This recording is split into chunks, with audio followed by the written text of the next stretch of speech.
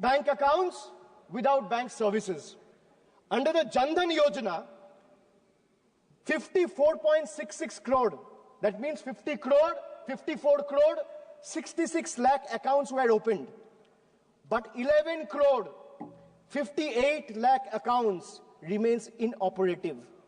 And out of this 54 crore accounts, 33 crore 67 lakh accounts have balance less than 1,000 rupees. This is a perfect example of financial inclusion in paper, but financial struggle in reality. Ma'am, they spoke about doubling farmers' income, a forgotten promise. They promised to double the farmers' income by 2022. We are in 2025. But today, farmers are drowning in debt, facing stagnant crop prices, rising input costs, and no legal MSP guarantee. Pradhan Mantri Fasal Bima Yojana benefit insurance companies more than the farmers. Smart Cities Mission, hype versus reality. They promised over 100 smart cities, but most projects today remain on paper or are rather incomplete. Basic infrastructure in many towns are crumbling while funds remain underutilized or diverted to beautification projects. They spoke about making in India. That means they spoke about revolutionizing the manufacturing industry. But what is the reality and truth of Make in India? More imports, less manufacturing.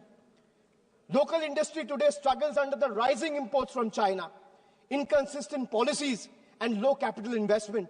Instead of boosting domestic production, India's trade deficit with China has skyrocketed over the years. Unemployment, they promised about 2 crore jobs every year, but in reality, unemployment remains at a 45-year high. They promised houses for all by 2022, yet another broken promise. In 2015, a promise was made to provide every household a home by 2022. 3 years later, in 2025, as the deadline passed, millions still await promised homes, highlighting delays and unmet expectations. Pattern, if you look at the pattern, big announcement and half execution, or rather zero execution. From infrastructure to education, health to employment, BJP's governance is a pattern of half delivery. Grand promises, incomplete execution, and shifting blame when failures are exposed.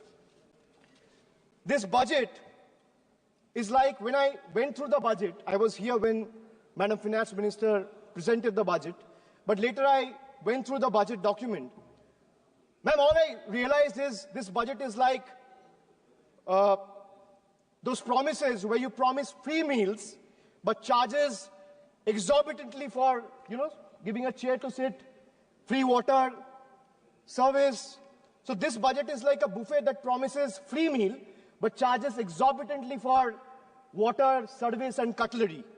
While taxpayers find momentary relief in minor reduction in income tax slabs, the government swiftly offsets these benefits through indirect taxes on fuel, essential commodities, rising road tolls, and higher consumer good prices driven by the increased GST rates.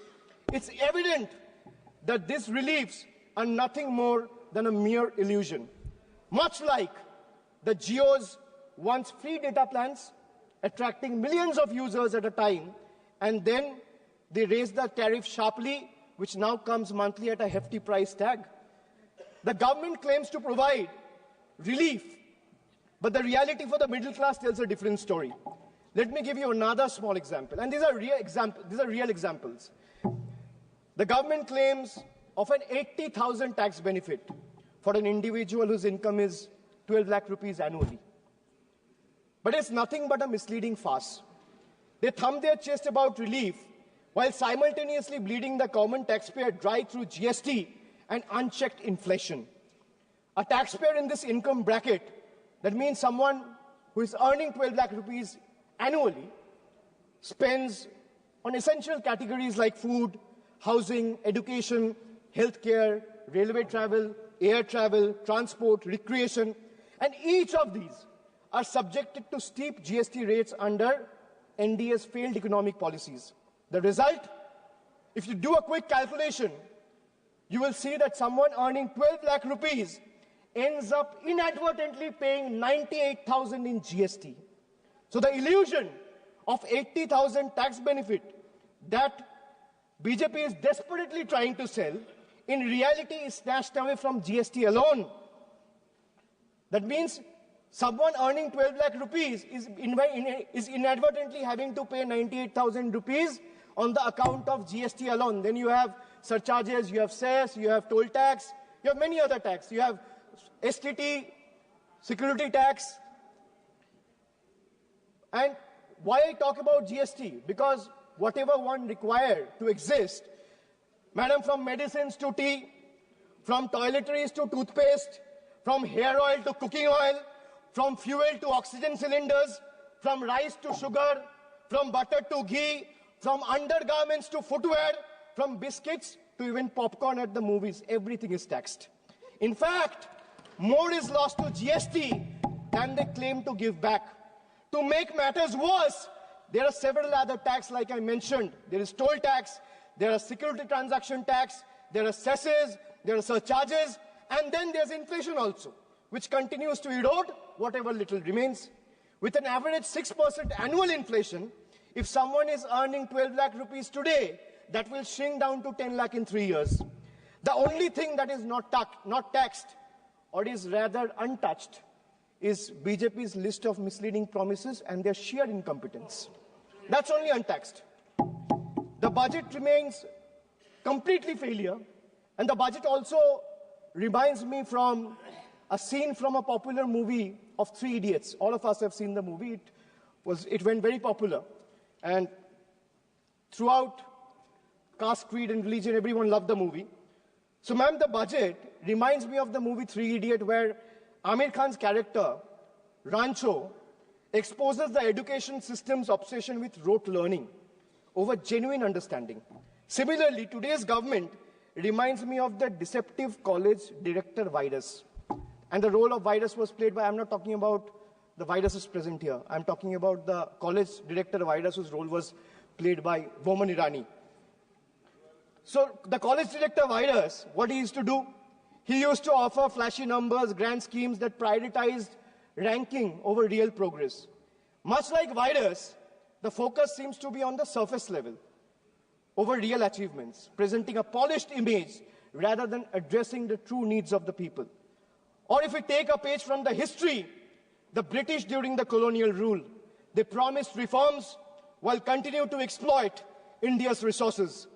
BJP's budget follows the same playbook, advertising tax relief while ensuring the burden is transferred through hidden economic policies that favor big corporations and the elite, leaving small businesses and working class struggling.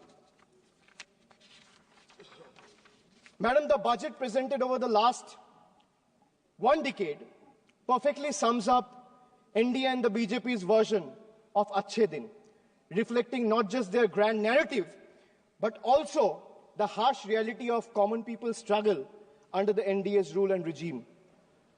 If I'm a citizen of India, I have to pay tax on the money I earn. If I'm a citizen of India, I have to pay tax on the money I spend. I'm a citizen of India, I have to pay tax on the things I buy. I have to pay tax on the things I sell. And moreover, pay tax on things that are already taxed, bought with money that is already taxed. Correct. Just imagine, you earn, you pay tax. You spend, you pay tax. You buy, you pay tax. You sell, you pay tax. And then you pay tax on things those are already taxed from the money that is already taxed. This sums up the budget completely. The people of India have woken up, and they will no longer be misled by these empty promises and false claims. The government must pay attention to the aspirations of 140 crore citizens. If they don't, they should brace themselves. What started as a teaser in June 2024 will soon become a full-blown blockbuster. After all, the saying goes, never underestimate the power of the common man. And they are all, every Indian who's watching this, who has seen the budget, who has voted in 24 and is going to vote again, exercise their franchise. They are far better scriptwriters than the BJP members of this House. India now sees the truth clearly. BJP stands for Bhashan, Jumla and propaganda, where speeches replaces real action. And NDA stands for, well, no prize for guessing, not delivering anything. Thank you, Madam. Jai Hind.